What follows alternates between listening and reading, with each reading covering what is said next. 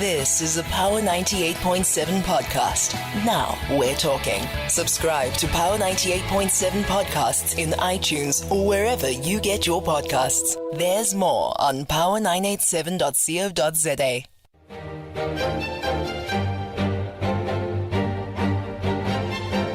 7 minutes after 7 p.m. Welcome back to this Thursday evening's edition of Power Business right here on Power 98.7. Thank you so much for staying with us as we will be bringing you more around the ongoing economic effects of the global COVID-19 pandemic. Of course, that we cannot run away from. As per normal, the weekly Power Suit segment will also be a feature this evening, and tonight we'll be in the company of Tourism SA CEO Sisan Jona. But first, we're going to kick off with the Power Solutions segment right here on Power Business in partnership with Power 98.7 and Ntiyiso Consulting. And today we are going to be talking about Treasury's Municipal Standard Charter of Accounts and solutions there. What I must remind you of as a Power listener, a business, is that this particular segment is open to you as a business that is seeking solutions, and that's exactly what we'll be doing in this particular segment, troubleshooting essentially. So do continue to take part in all the conversations that we will be having. Give us a call as always on that studio number 0861987000.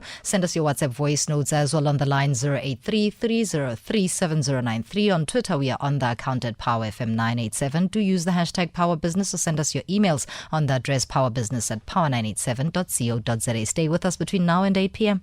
Power Solutions is proudly brought to you by Ntiyiso Consulting. Ntiyiso Consulting.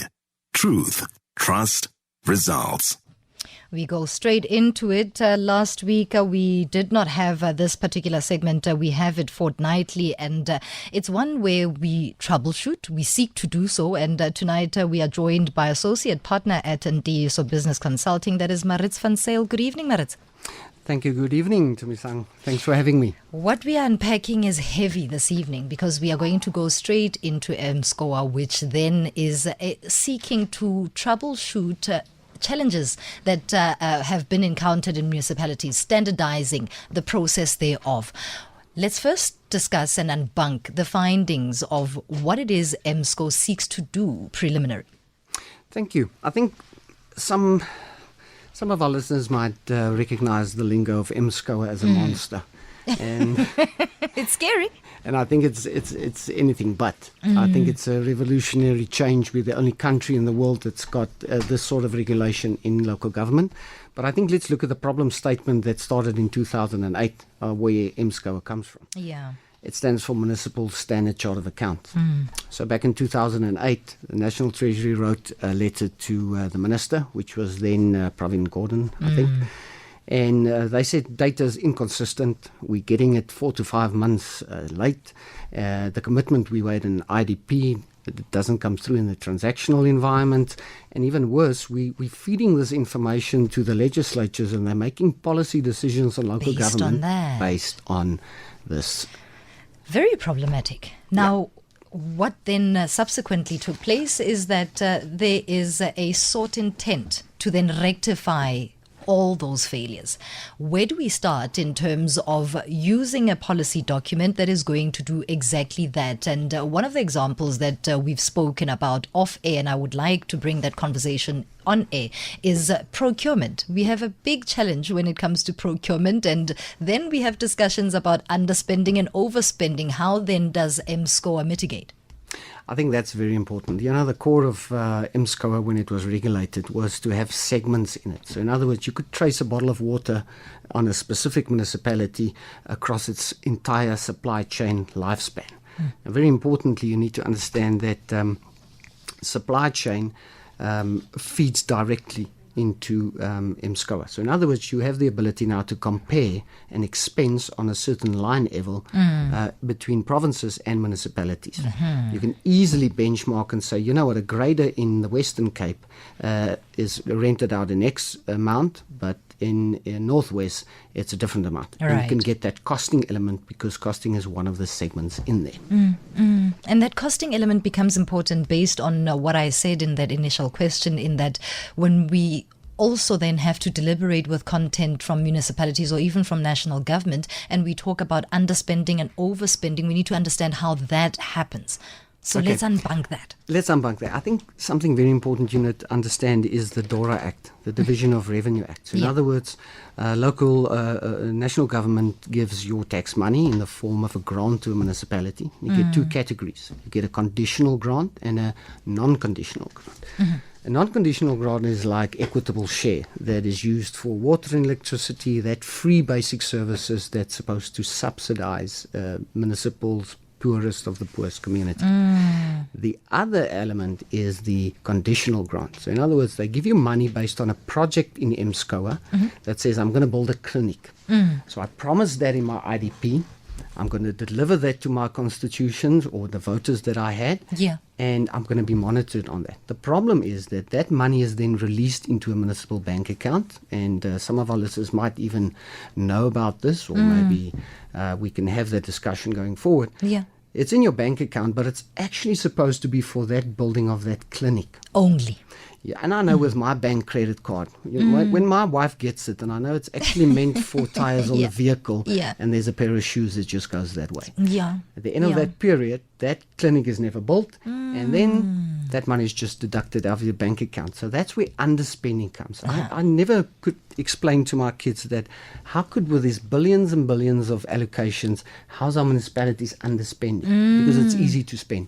The trick is that it's a conditional grant. It's in the condition that you build that road. If you don't build that road, it's supposed to go back. Aha. Now, does it go back? What have we found in terms of a trend that we have seen? And I want us to focus specifically on this because most of our listeners would then ask, right now there's a pothole campaign that is taking place. We spoke about it on Tuesday and it's a wonderful initiative. And one of the questions that I asked the MEC of Roads and Transport in Gauteng is initially, who then is going to get the procurement? How is this being done? And then accountability needs, and the reason why we ask this question is accountability at the end of the day. So once that money is meant to be returned back, what do we know about whether it does in terms of a level of scorecard?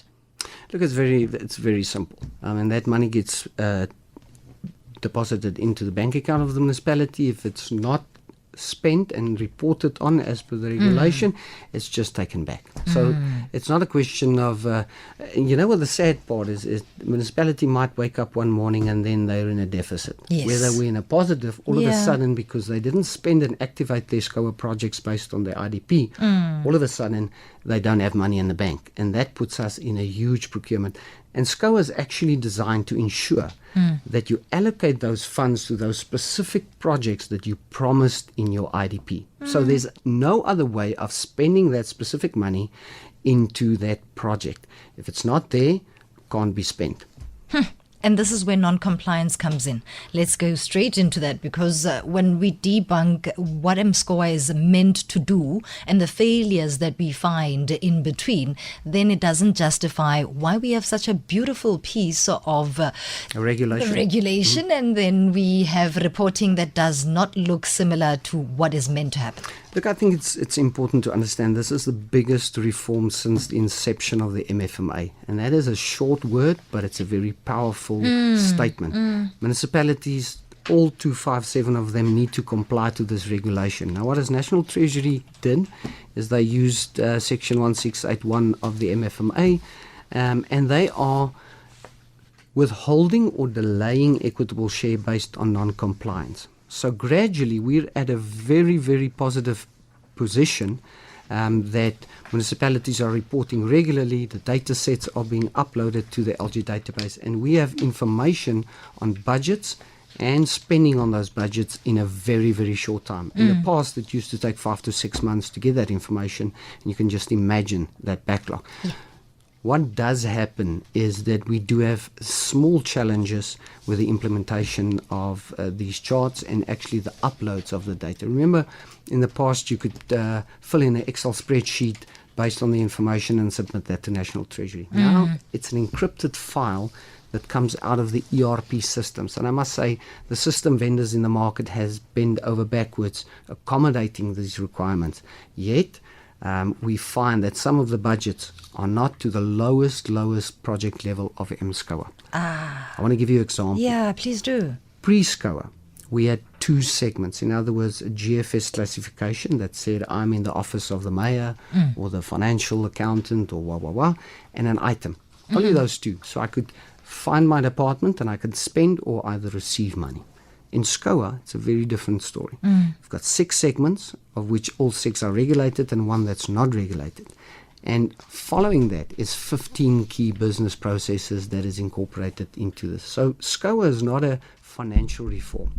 It is a business reform. And I think that is the biggest challenge. Because local government, I think if we're honest, is never run as a business. No, not at all. Some would even argue that national government shouldn't be run as a business, and we wonder why we have some of the challenges that we have. But we're definitely going to go deeper into the challenges that exist in implementation here with regards to MSCOA. Let's just take a call from Billy in Rustenburg. Good evening, Billy.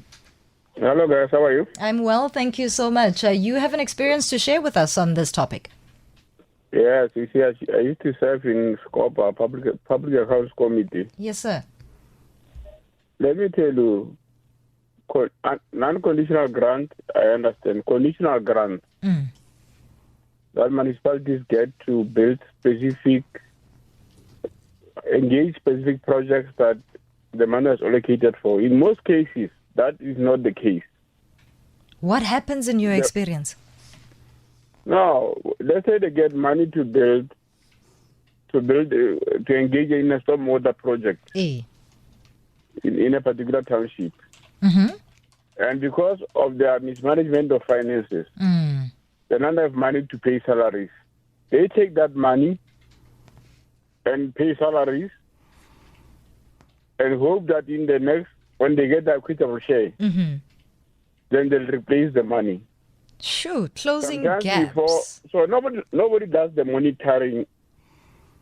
That's where the issue is. No, Billy, let's get Maritz to answer to that. That is a fascinating one because we've read reports of this nature. Essentially, you can't take money from Peter to pay Paul. That's simple. Look, I think that is a very brilliant question from Rustenburg. And I think I've been very involved with Rustenburg as well, the area.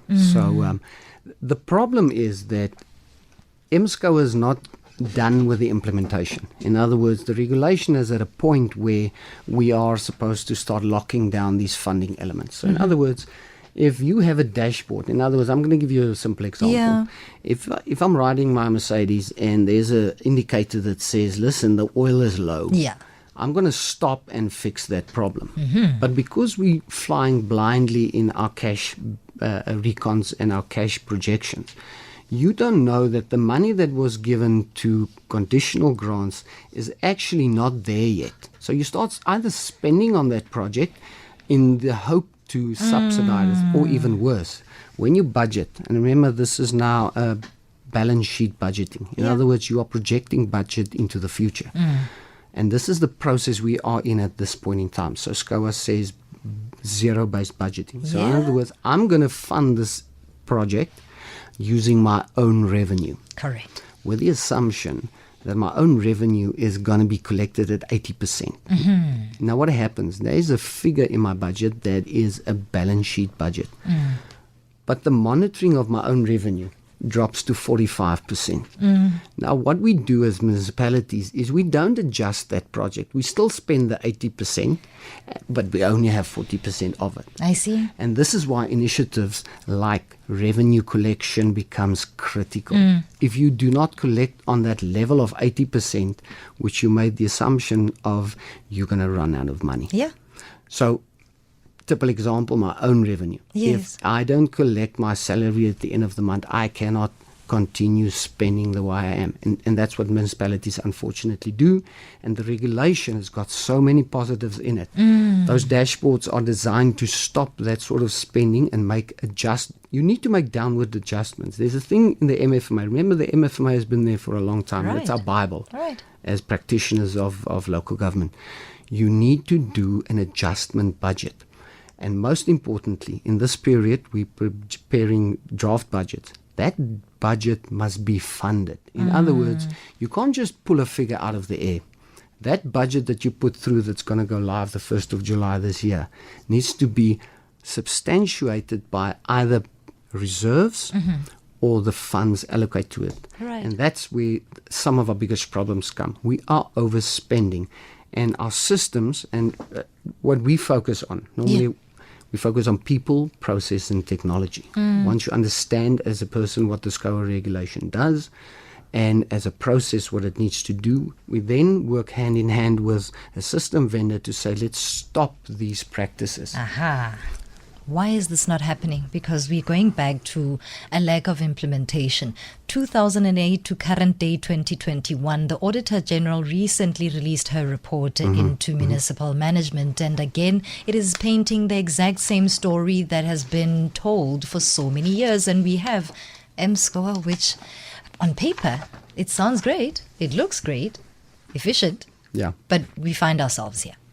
Look, I think we in the infant stages of this regulation. I think we are misunderstanding the magnitude of what we are doing here.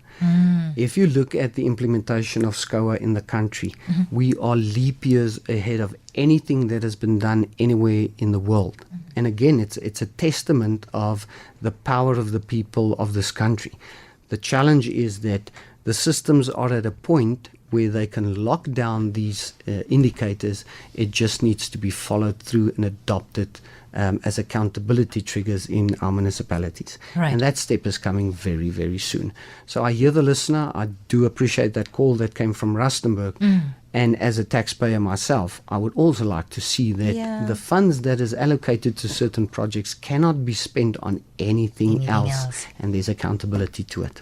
I'm excited when you say this progress is coming soon. I want to find out on the technology side of things, are our systems in a functional condition to accommodate what MSCOA requires? Because it sounds like a detailed process of literally having a to-do list that is functional, that is seen and quite transparent by everyone within that system. Look, I think there's a piece of legislation or a piece in MFMA Circular 80 that has got detailed requirements of what a SCOA compliance system should do. And so we can talk openly about it. All of the systems in the market are perfectly aligned to do those actions. Yeah. The challenge is putting in actually those business requirements, locking them down to that level. And that's a business decision that needs to be made. So what I'm saying tonight is an extreme positive look out to where we're going with this. I think we're all at a point where we want our money to go to the right channels. And I think what National Treasury has done with this piece of legislation is incredible. This implementation is not going to end soon. Yeah. It's a living creature as part of the MFMA, and as the MFMA evolves, MSCOA is going to come. In my view, it's going to stay for us for a long, long time, and we are going to evolve and just get better on MSCOA. It's going to change the municipal environment for the better. It is about time. Let's take a call from Tabang in North Riding. Tabang Dumel. Hi, my name is Joanna. Love the show. Thank you for giving us a call. What is your question in this regard? So I just have like a 2-3 part question. So just with regards to the conditional grant, is there a session over the account for that particular value, or is it over the entire account? I mean, I'm not really familiar with the regulation. And then secondly, with regards to the completion of a project, let's say it's a clinic, does it take into account the quality? So let's say 200 million is spent. Do we take into account the quality of the finished product? Because I think that's quite crucial. I mean, I'm from the Northwest, and I've seen conditions of some clinics and libraries, and it's just such a mess. No, it's not just the Northwest, Waidi Tabang, but thank you so much. Let me just get clarity on your first question around conditional grants. Let's just unpack that in the most simplest terms so that we can get a defined answer from Maritz. Tabang? Sorry? I just wanted clarity on your first question around conditional grants. Yes. So your guest mentioned that, if the project is not started or, there's no progress on it, the funds can be taken back. So do you put a session on the particular account where the funds are deposited for that particular amount, so that when the need arises, you can just simply, revert the funds back? I see exactly what you're asking. Thank you so much, Tabang. Maritz, that first question, I'm assuming the answer is no. Look, there's a process. It's called the DORA Act for a specific region. There's specific rules and engagement and processes for getting those grants allocated to municipalities. And I think some of our listeners are quite familiar with that. But that is the act that dispenses the money as it is needed per priority in the country and as per the IDP requirements and objectives. I think what happens to equitable share is that is based on the amount of poorest of the poor in your environment. Yeah. And I must be honest with you, the chunk or the beast of this fiscus allocation is our metros. They receive huge amounts of it. And of course, at the end of the day, they should be responsible and accountable for those funds. As far as just changing where the money goes, there's a process. You can't just reallocate. I think very important, earlier in the show, there was another R1 billion loan that was made. Yeah, yes. Yeah. That money, just give you an example and be practical about what we're talking about. That money is going to get dispersed in the fiscus on a very responsible manner on how you're going to expense that and recover your COVID losses. Yeah. The SCOA already caters for disaster management and disaster projects. Brilliant. So that is already in the system. The challenge is it's going to go through that entire process of the allocations as well. And it would probably have some condition to it. That's you can't use COVID-19 funds. For something else. No, you totally can't. Unrelated. No. Shouldn't. Tabang's second question, and I love this one because the quality of a completed project, again, an issue that has been reported on widely. How does that factor into monitoring under MSCOA? Look, MSCOA has got one key factor. It's got a multidimensional database with segments in it in the ledger, but it also has got to the bottom of it a project. In essence, the business change needs to happen in municipalities. You need to realize that you are a project manager. If you're in any department of a municipality, whatever you're doing, there's a project. And the basics of a project is there's a cost allocated to, a quantity and a quality to it. So the systems that are being designed are based on the project management theory. So in essence, the call is 100% correct. If there's a road to be built, the quality of that road should be an electronic input that measures whatever the output is to that. Thank you so much for such a rich conversation. Really, we come out of it with far more information than we did prior to this particular discussion. That is Ntiyiso Consulting Associate Partner Maritz van Sail talking to us about the Municipal Standard Charter of Accounts, also known as MSCOA. I think this one is a winner. What we need to see is implementation. The proof is always in the pudding. It's 7:30. You've been listening to a Power 98.7 podcast. For more podcasts, visit power987.co.za or subscribe wherever you get your podcasts.